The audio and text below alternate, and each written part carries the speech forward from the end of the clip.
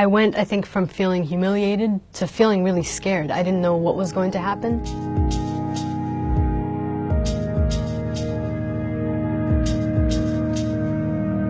My name is Nasreen Al-Amin.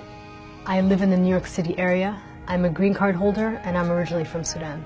I was returning from Sudan where I was doing dissertation research. I hadn't planned on coming back this early, but because of this order, I decided to get on a plane. When I landed in JFK, they had just gotten word about the executive order. I handed my passport and green card to the immigration officer, who went to a supervisor to ask what he should do. And then he said, "I'm sorry, I need to send you to a separate area for further questioning." Previous policies called for that kind of screening as a Sudanese citizen, so I wasn't unfamiliar with it.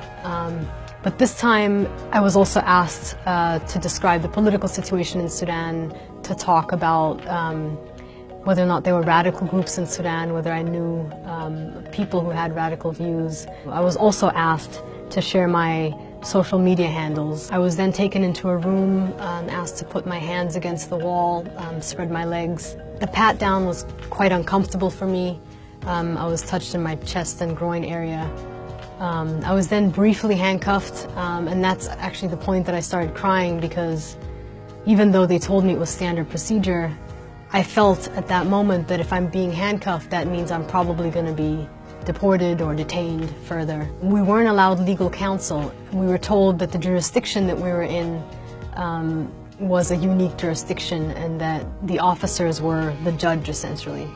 And so I felt like my rights as a human being were suspended in that space. I feel like in the beginning I was treated like a regular permanent resident, and as the officials were receiving direction from Washington, I felt like I was literally watching a progression of how we were getting more criminalized. I came to the United States in 1993. I was 15 at the time, and I've been living here ever since. I went to college here. I've been working for many years in the United States. I consider it my home.